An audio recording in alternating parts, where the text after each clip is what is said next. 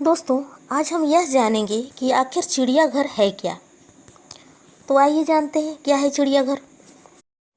इस भीड़ भरी दुनिया में जहां जंगल और वीरान इलाके तेजी से समाप्त होते जा रहे हैं, अनेक पशु पक्षियों को भोजन और विश्राम की जगह ढूंढने में कठिनाई बढ़ती जा रही है। पशु पक्षियों की कुछ जातियां समाप्त हो चुकी हैं। जो बची हैं उनको अक्सर चिड़ियाघर में ही शरण मिलती है। चिड़ियाघर का काम वन्य प्राणियों का संरक्षण ही है। असल में यह बहुत से पशुओं के लिए एक बड़े होटल की तरह होते हैं। वन्य प्राणियों को सबसे अच्छा संरक्षण पशु पक्षी विहारों में मिलता है। चिड़ियाघर का काम इतना ही है कि वह पशुओं को मनुष्यों के संपर्क में लाता है, ताकि हम भिन्न भिन्न स्थानों से आए पशुओं और पक्षियों की सुंदरता को निकट से देख सकें और उनके रहन सहन के मनमोहक ढंग से आनंद प्राप्त कर सकें। गैंडे को देखने के लिए काजीरंगा पशु विहार में जाना और बब्बर शेर को देखने के लिए गिर के जंगलों में भटकना हर एक के बस की बात नहीं है, किंतु दिल्ली में रहने वाला कोई भी बच्चा चिड़ियाघर में इन जानवरों को देख सकता है। जागुआर नामक चीते या रंग बिरंगे मकाओ को देखने के लिए दक्षिण अमेरिका के जंगलों की साहसपूर्ण यात्रा सब नहीं कर सकते, किंतु दिल्ली, अहमदाबाद, जयपुर, लखनऊ, मुंबई जैसे शहरों में रहने वाला कोई भी व्यक्ति चिड़ियाघर में इन आकर्षक जानवरों को देख सकता है।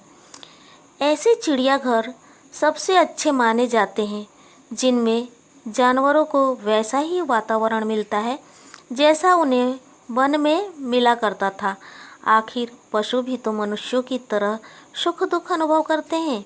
इससे करुण दृश्य और क्या हो सकता है कि जंगल का आज़ाद प्राणी इतने छोटे पिंजरे में बंद हो जाए कि आसानी से हिलडुल भी न सके।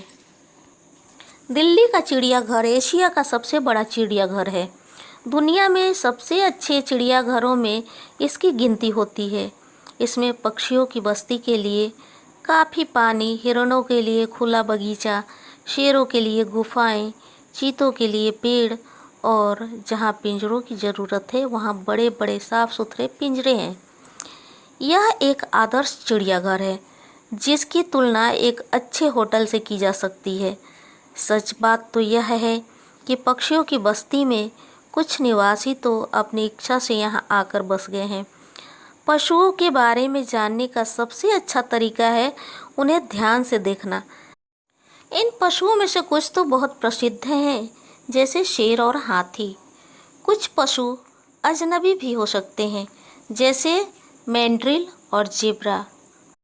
तो आइए चिड़ियाघर के पशुओं की एक श्रृंखला तैयार करते हैं। इन पशुओं में एक है चमरघेंघ सारस।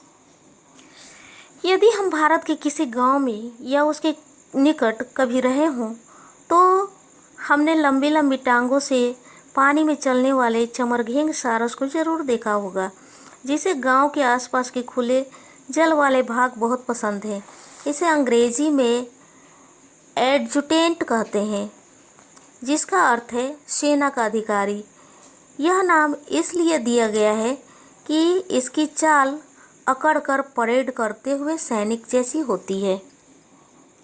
सुंदर लहरदार पंख, बड़े आकार का नंगा सिर, लंबी टांगे, इन सब से यह पक्षी काफ़ी सुंदर और सैनिक अधिकारी के पद के योग्य लगता है। इसकी चोंच बड़ी मजबूत होती है, जिससे यह खरगोश जैसे पशु और मुर्गे जितने पक्षी को निगल सकता है। कुछ गिद्धों की तरह यह भी बहुत काम का पक्षी है, क्योंकि यह गांव के मैल कुचैल को साफ करता है और सांप, गिरगिट आदि हानिकारक जीवों को मार डालता है। इस सारस को बड़ी आसानी से पालतू बनाया जा सकता है। कुछ लोगों ने इस सारस को बदसूरत पक्षी कहा है। इसका कारण है इसकी लंबी चोंच और गर्दन से लटकती लंबी थैली। लेकिन सुंदरता के संबंध में लोगों के विचार अलग अलग होते हैं और कुछ लोग चमरघेंघ को सुंदर मानते हैं। इसका एक गुण यह है कि वह शांत पक्षी है। उसमें आवाज़ पैदा करने वाले स्नायु नहीं होते। वह केवल जबड़ों से किटाने की आवाज़ ही निकाल सकता है। जब यह अपने साथी के लिए बेचैन होता है तो धीमी घुरघुराहट की आवाज़ निकाल सकता है। चमरघेंग पानी वाली जगहों में सारे भारत में पाया जाता है। शहरों में रहने वाले लोग चिड़ियाघरों में इन पक्षियों की बस्ती में इसे देख सकते हैं। चिड़ियाघरों में चमरघेंग से मिलते जुलते एक पक्षी चमचा चोंच से भी मिल सकते हैं।